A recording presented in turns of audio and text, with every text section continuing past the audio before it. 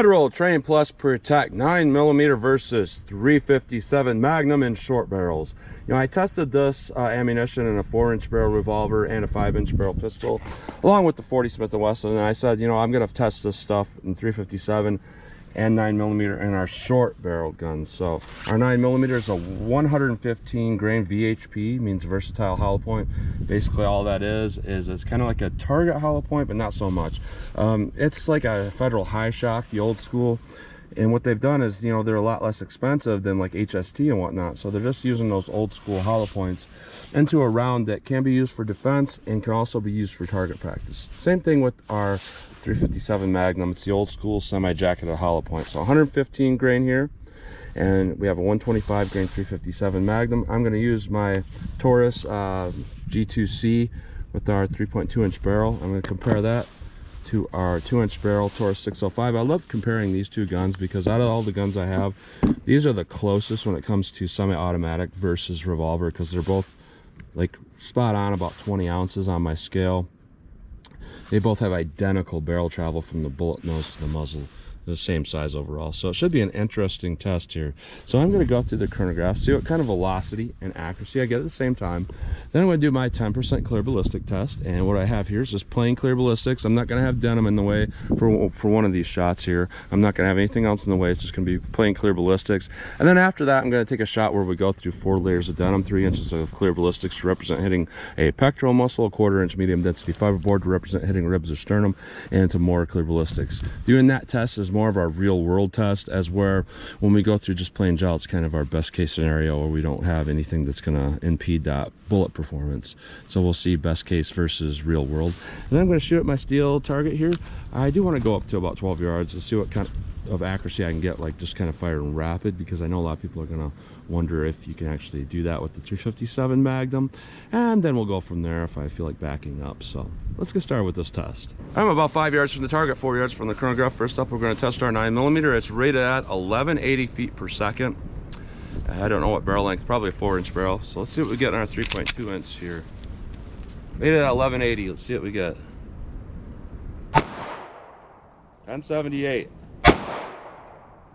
1081, 1082, 1075, 1069. So we're about 100 feet per second below rate of velocity.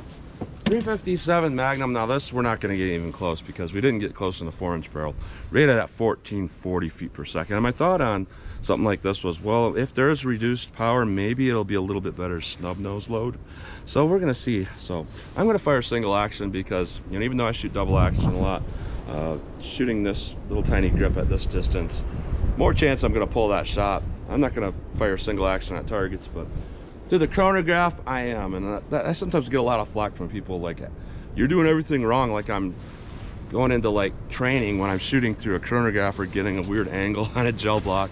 I just find that kind of funny, but I just wanted to mention that. But let's see what we get with our snub nose here in our 357. 1172, 1180, 1134, 1160, 1080, 1088. Wow. So that power is not any more powerful than a 9mm.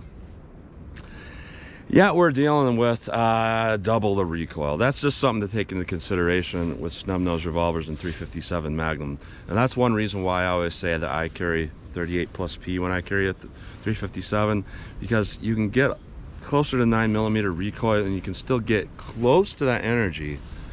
But with 357 Mag, you know, no matter how you slice it up, because the case is so big, even if you drop your, you know, external ballistic power real low, it doesn't necessarily cut the recoil. So that's something to keep in mind. So let's hit our ballistics gel block and see what we get with these. All right, plain gel 9mm versus 357 Magnum. Let's see what we get.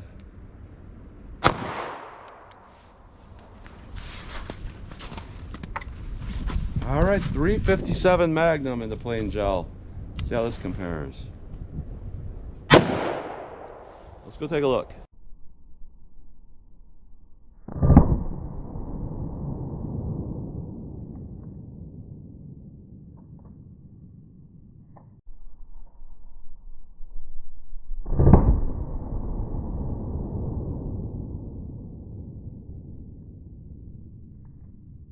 All right, so we got similar performance, a little more damage with that 357 Magnum, but what we're looking at here is with our 9mm, we got a penetration of spot on about 15 inches. We got a good expansion. With our 357 Magnum, we got about 14.5 total penetration.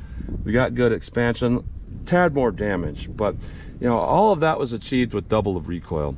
Now, something like that might matter to somebody, but might not to others.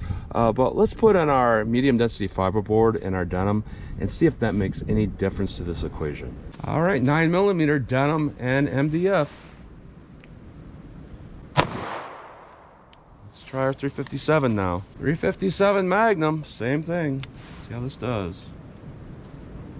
Let's go take a look.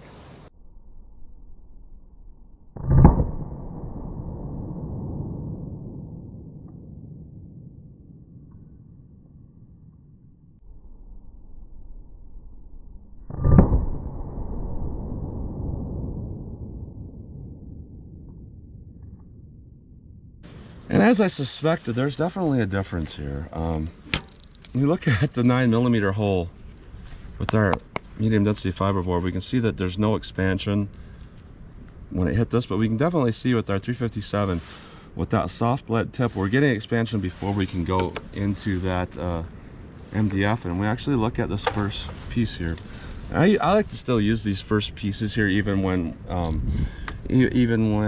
I'm not using denim and whatnot, because a lot of times it captures a lot of dieseling and debris. But our lower one here is our 9mm, our top one's our 357, and we can see there's a big difference about how that impacts immediately. And with our 9mm, what we're seeing down here is that's the type of damage we see with a lot of tumbling. And we went up to about 23 inches, and we don't have any expansion at all. With our 357 Magnum, we have busted off pieces of fragments up here with lead from that tip. We have a little more actual damage, not tumbling damage. And we went to a penetration of about 14 3/4, which is perfectly ideal, and we got expansion. So even though the energy wasn't significantly different between the two of these, that little extra weight with 10 grains and having soft exposed lead made a big difference overall. So overall, in our real world simulation, our 357 Magnum did better. But that only matters if you can make shots. So let me fire, I'm gonna fire up my steel target. I'm gonna start with 12 yards, see what kind of practical shootability I can get with these. All right, I'm about 12 yards from the target. Let's see what kind of practical shootability I get with these. So let me just see where they're hitting here. Let me go for a headshot real slow. Try to see where we're hitting.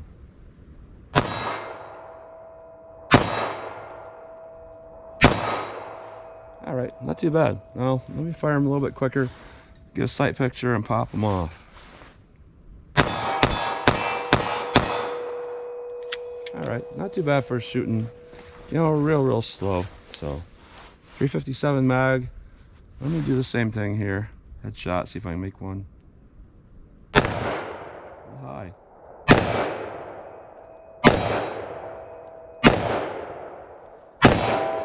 You can already see, you know, I'm doing a little bit of flinching there. Just trying to, you know, see where these are hitting. So if I fire them a little bit faster, let's see what I can get here. Find my reloads. All right, center mass, do the same thing here. Yeah, big difference there. I should have hit those shots, and normally I do with 38 special, but I am flinching. Let me try that again. All right, let me try that one more time.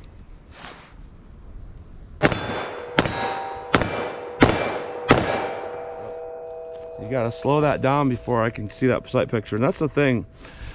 And that's the reason why I was missing, is because really what I was going by, I was going by muscle memory.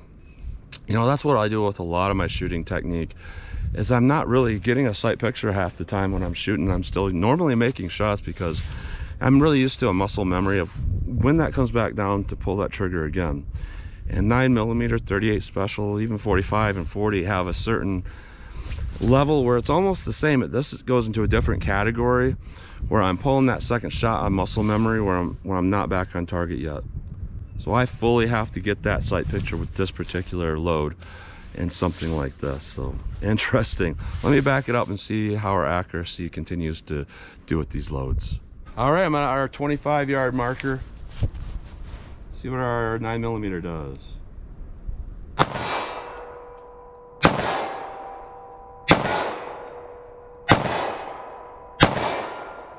All right, not a big problem there. Now our 357 mag. Let's see how this does.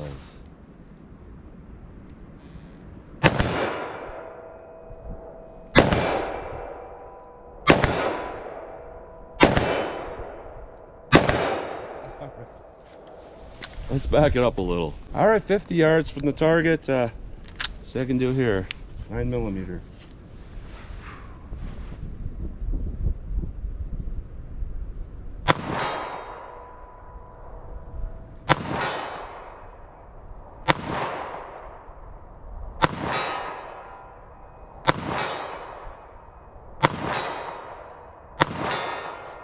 So I did see my front sight drift a little bit to the left when I missed that one shot. So 357 mag. See if I can make any hits with this.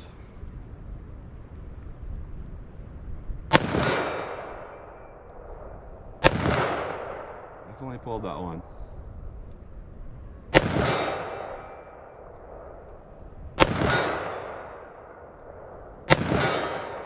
All right, so it's doable.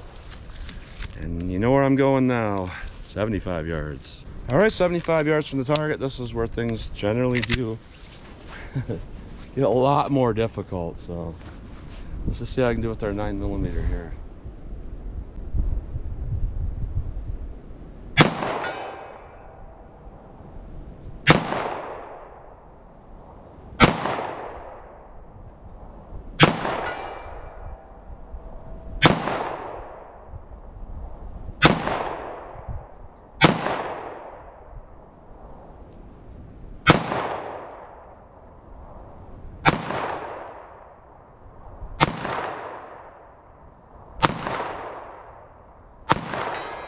Interesting.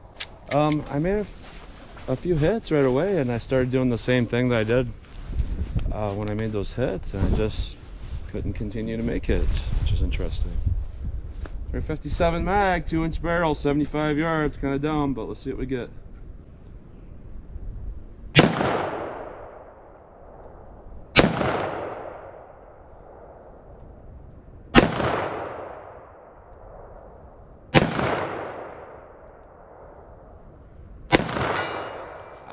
So I saw where those started to hit now. Like I was thinking, these are shooting a bit high. When I made that hit, I aimed below the target, so let's try that again. 2-inch barrel, 75 yards, 357 Magnum snub nose.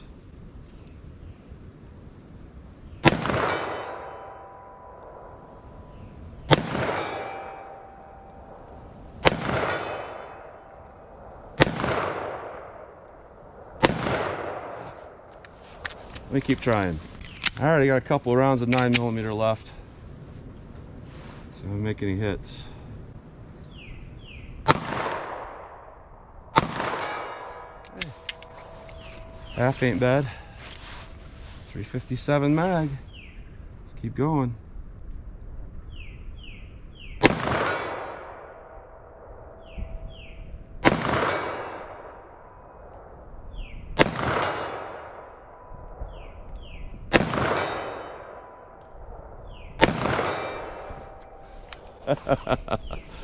Gotta love that.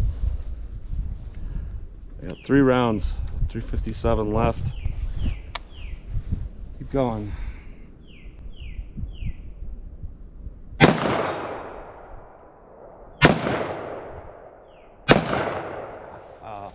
So now it's starting to hurt, but you know, those 5 hits I made, I took my glove off and that's when I started hitting, so there's something about that. So overall, you know, this long distance shooting stuff, sometimes it says something, sometimes it doesn't. You know, one thing it does say is that even cheap revolvers, because they have a fixed barrel, I've noticed through my years of shooting, they do tend to retain a lot of accuracy, no matter the brand. And well, unless it's like a Heritage Rough Rider or something. But you know, Taurus, Ruger, Smith & Wesson, anything else, you got an okay revolver, you know, the accuracy is based on you and not the gun, because that fixed barrel. With semi-automatics, I have personally noticed sometimes there's just something about them where they're not quite as accurate. That's not to say that you can't have a very accurate semi-auto. I've seen them.